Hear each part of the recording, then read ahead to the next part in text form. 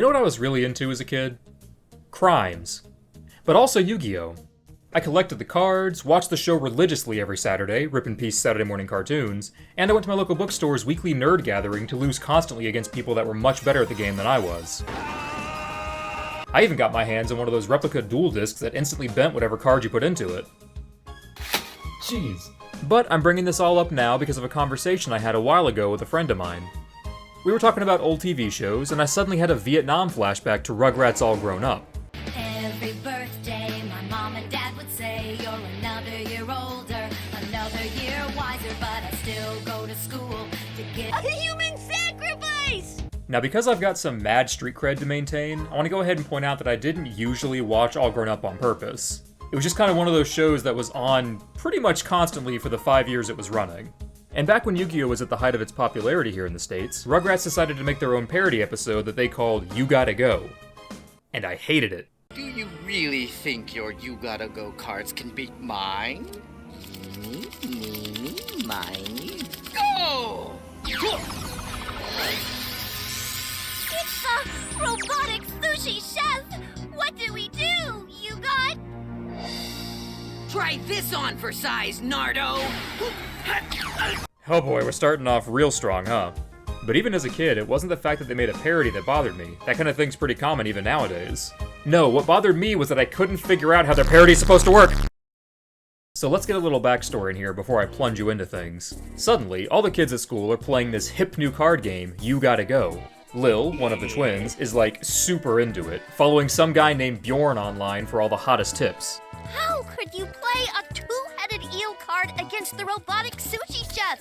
You know it's only good against edible cards. Oh, I'm sure there were edibles involved in this. And here comes the first of many weird things that I notice about this game.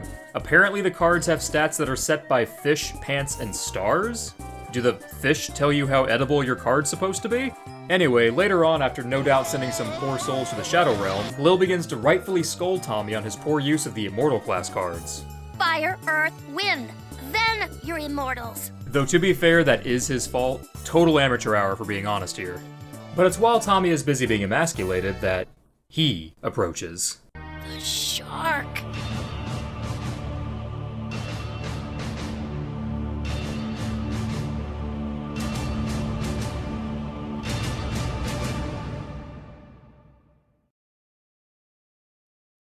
This is the shark. And I understand if you need a moment to clean yourself up now. Whether it be from fear or arousal, I know something just came out of you. On top of being the rawest sexual force you'll ever see, the shark has all the best cards on campus, and apparently the power to just look at you and give you a heart attack. And on the opposite end of the spectrum, we have our hero for the episode, Chucky, cast away to the side for being the only kid in school without cards. Well, I am the only kid without You Gotta Go cards. Now we all remember feeling like this at some point in our lives, right? Back when girls would mock our lack of Exodia pieces, or when bullies would steal our lunch money because we couldn't play Negate Attack in retaliation. But hark, a ray of hope appears. Angelica, that girl no one ever liked, happens to have a massive stockpile of cards at home because her mom works for the place that distributes them. And you know what that means, kids? Mister, this could be the start of a beautiful friendship. After selling his soul to the blonde spawn of Satan, Chucky makes this noise for some reason. And then finally receives his poison. I'm not sure I could open these. After that display of iron will, Chucky returns to school and begins his own personal anime arc to become the premier You Gotta Go master. And this is where I get upset, because here's how this game plays out. I'll play my poison pink puppy. And I raise you a fanged fire master. Play your reckless wizard card. Bring it back. Go with your electric knight card. Hey, what? You won! I did! He did! And did you see the levels of mind games that were at stake there? The amazing display of skill that Chucky used to overcome his opponent? No? Well, how about that? So let me lay this out for you. Get some slow-mo replay up in here for those of you who aren't master card game players like me. Chucky played his pink poodle thing. His opponent retaliated with a weird fireman dog. And then Chucky played whatever the heck that Mad Hatter Onceler's supposed to be. And that's it. He wins now. Chalk one up for strategy. Chucky violently twerks in the face of his fallen foe, while his sister really seems to be into that. Later, while doing more chores for Angelica, our protagonist stumbles across her diary and reads a passage aloud. Tuesday, October 1st. Tried stuffing bra, too lopsided. Went with midriff top instead. Anyway, Chucky starts getting too overconfident. His name spreads around the school until eventually... Uh-oh! The shark! Sploosh! That's right, the shark is here to chew gum and play You Gotta Go. And since he only has one half of his jaw, there's just one option left. Now it's time for the ultimate battle of wits, intelligence, and... A flying rhino. Iced by my Tundra Queen. That's it? Just one card is all it takes before the entire game's over? He just walks away afterwards. He walks away and he takes every single one of Chucky's cards with him. No one even stops him. They just acknowledge this victory. This is all just par for the course and You Gotta Go, I guess. There's no time to coddle the loser. Let him wallow in that shame. How dare he play a flying rhino? Moving on, though, before an ulcer forms in my stomach. After what I can only assume is a crushing defeat at the hands of the shark, Chucky makes it his new quest in life to find the rarest and most powerful card in the game, the Red Mirror Dragon. Except it's not the most powerful card in the game, is it? Because during that commercial they showed the Red Mirror Dragon being beaten by some weird green troll thing, so I don't really know what Chucky's on about with his idea that he'll be unstoppable if he finds it. Problem is, though, Angelica is no longer in need of his indentured servitude, so he has to find a new way to get money for his fix. Looking for stuff to sell. Oh, hi, Tommy. Did anybody buy my old sneakers that used to light up? Yeah, I'm pretty sure there's some people online that would pay good money for that. No, what he actually ends up doing is he steals his father's prize stamp collection that's been passed down his family line since his grandfather's generation. After trading them in at a hobby store, he gives us a quick preview of what a card game unboxing will look like in about 15 years on YouTube. Got it! Got it! Got it! Got a Red Mirror Dragon in the bunch! Oh, good, you tried. Let's go. Another deck, my good man! Chucky! Hold it. What did you just say? Another deck, my good man! Another deck, my good man! Another deck, my good man! Chucky, you've been buying decks this whole time? As in, pre-made, pre-structured, comes with a piece of paper that tells you exactly what's inside of it decks? Oh, I'm gonna have an aneurysm. Surprisingly, Chucky doesn't find the rare card he's after in the decks that he trades his probably super valuable stamps away for, and with no option left, he makes a desperate move. There's still one pack left. Oh, what are you gonna buy it with? You sold your last stamp.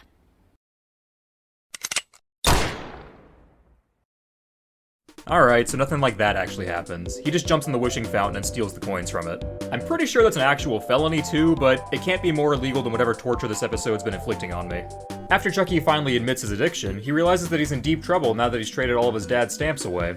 But luckily, his sister is able to straight up blackmail Angelica into helping them, and after pulling some major Karen jujitsu, she succeeds in getting them back. If you don't meet my demands, you can say sayonara to You Gotta Go cards and sayonara to your customers. Chucky learns a valuable lesson about not getting obsessed with things, the hobby store loses a good couple $100 of revenue, and the shark continued to get all the girls in school forever. As he should. Chucky's dad even surprises him with his own pack of trading cards for being such a good boy through the whole episode. The Red Mirror Dragon. And of course that's how the episode wraps up. Look, I'm sort of playing it up in terms of my annoyance with this whole thing, except I'm totally serious, but like, you see what I'm getting at here, right?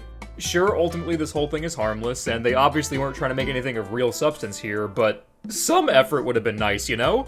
I mean, to be fair, the show itself isn't actually that bad, especially for the time period it came out in.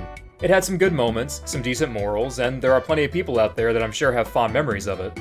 Regardless, as you might expect, You Gotta Go never really resurfaced again after this episode, and it faded into memory for anyone who isn't me. So it's probably time I just let this go myself, right? There's really no point in harping over the details for some poorly thought out parody of a children's trading card game, is there? For now though, that's about it. My mental health can't take much more of this cursed game, so I'm gonna go ahead and call things here. If you learned nothing else from any of this video, then at the very least I hope you take Bjorn's newsletter to heart and stop playing your flying rhinos on turn 1. With how much Tundra Queen Turbo has been rocking the meta lately at the World Championships, there's really no excuse for that kind of misplay nowadays. But anyway, Duelists, thank you so much for watching. I hope you enjoyed, and I hope I can see you next time.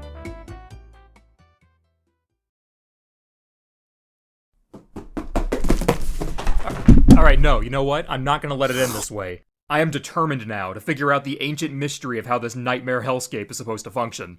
Because there's gotta be some rule set in place here. Earlier when Chucky beat his first opponent, everyone else seemed to instantly know that he won, so how? But okay, I guess in order to figure out what's going on here, we have to piece together the random clues that have been scattered around the episode so far. So with that said, what do we know about You Gotta Go?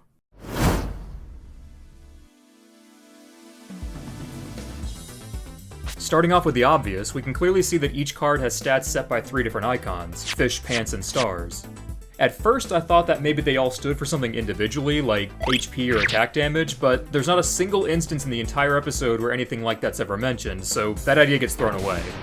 You threw your eternal skeleton? Where did you learn your basics? Fire, earth, wind. Then you're immortals. Okay, so the cards have elements attached to them. The way she said that makes it sound like there's some kind of hierarchy at play here too, so maybe it's like with Magic the Gathering how different elements have different playstyles. Hey Rada, wanna get in here and do an archetype archive for the best and worst You Gotta Go monsters? In terms of the gameplay itself though, from what I can tell the goal is to lay down a card that your opponent can't beat.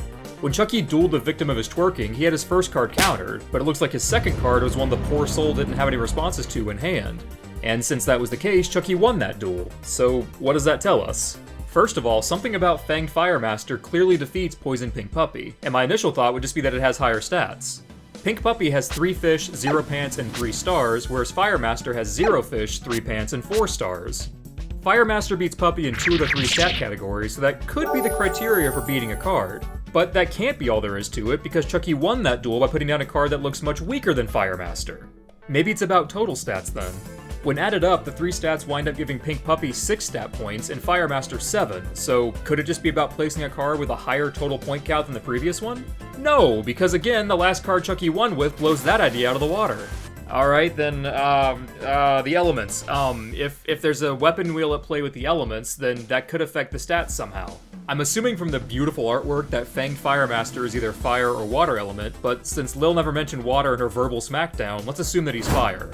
If we're going by what she said, then fire would beat earth, which would beat wind, which would probably then circle back and beat fire. Immortal seems to be a weird outlier, but it's an element too going off of what she said before. There's also a bit where the shark beats Chucky's flying rhino with Tundra Queen, but earlier in the same episode we saw a kid play Tundra Queen first, only to be beaten by the same flying rhino. Dear Lord, please help me. So okay, there's something about the order in which you play your cards too. My best guess is that countering an opponent with something their card is weak to could give you a stat bonus. So that would probably mean that Chucky's Onceler thing was a wind elemental. But wait, we later saw Chucky instantly win a match by playing the same Onceler against Poison Pink Puppy, so what the heck? Ugh. Alright, what if Poison Pink Puppy was also a fire elemental? But it's called Poison Pink Puppy. Yeah, shut up. So that would mean you can play a card by either countering or matching the previous card's element, a la Uno. What is this game, dude? Are you serious? Give me a green card! And since Chucky's final card would have normally lost out in stats, countering might let you double your card's value. A later duel had Chucky beat somebody by playing his Atomic Mime over their robotic sushi chef.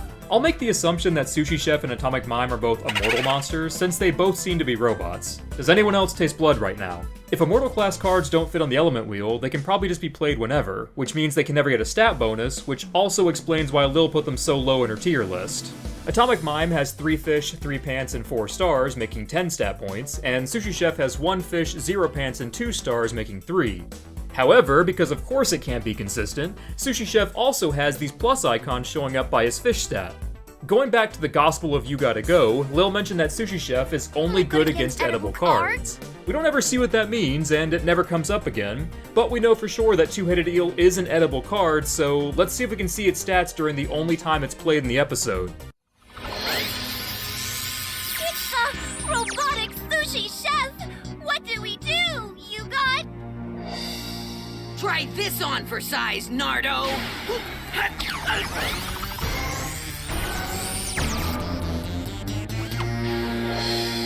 Alright, let's just rewind and slow down here a bit for the... Huh?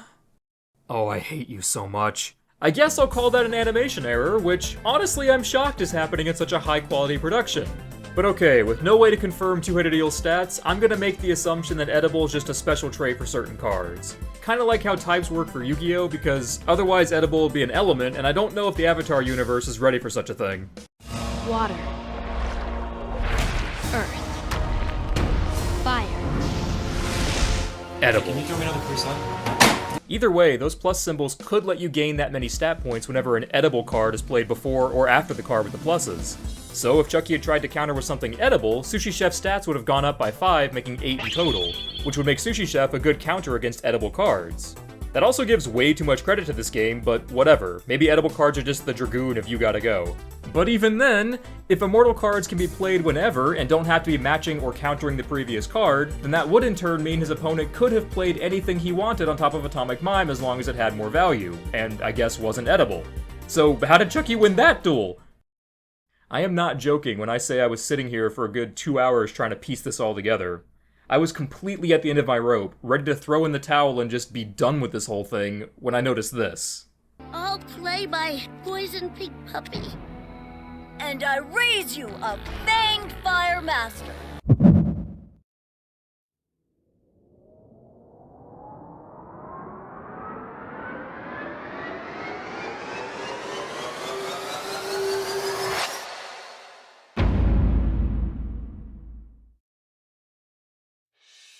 Wait, is that it? Up until now I've been looking at this as a trading card game. That is, I've been trying to form the rules based on what I know about Yu-Gi-Oh, Pokemon, and Magic, but what if it's just based on regular playing cards? The term raise makes me think of poker, but there's nothing in the episode that makes the game look like it plays that way, so what if instead of that it's based on something else? What about blackjack? Hang on a second. If the goal of this game is to try to get as close to 21 points as possible on your turn, to make it so your opponent can't play another card that would go over that number, then does that explain things? Let's go back to the duels. Duel 1 ended with just 3 cards. The stats of those 3 cards would have made 17 points when totaled out, but if my guess about getting a bonus via countering is correct, then the final card would have changed to 8 points, making 21 total on Chucky's turn. If that's the case, then that would explain why everyone instantly knew that he won. Duel 2 ended with 2 cards, and again, if I was right about Pink Puppy being a fire elemental, that means that Chucky countered it again, which made his own card worth 8. We never saw his opponent's hand here, but if they didn't have either a fire, wind, or mortal class card, or if whatever cards they did have would have made them bust, then that means they would have had to forfeit. So I'm gonna mark that one down as solved too. Later on, when Chucky lost against the Shark, both of those cards had a value of 10, which means that Chucky couldn't have done anything if any of his cards were stronger than 1 stat point. If one of those 2 cards was an immortal, probably Tundra Queen to be honest, it would also explain how they could have been played in reverse order earlier in the episode. And that red mirror dragon Chucky was so dead set on finding has 7 fish, 4 pants, and 9 stars, making a card worth 20 points right out the gate. So if you went first with that card, it's probably just an instant win, which would explain how he was so convinced he could beat the Shark with it. I think I've done it. I've beaten it. I've solved You Gotta Go!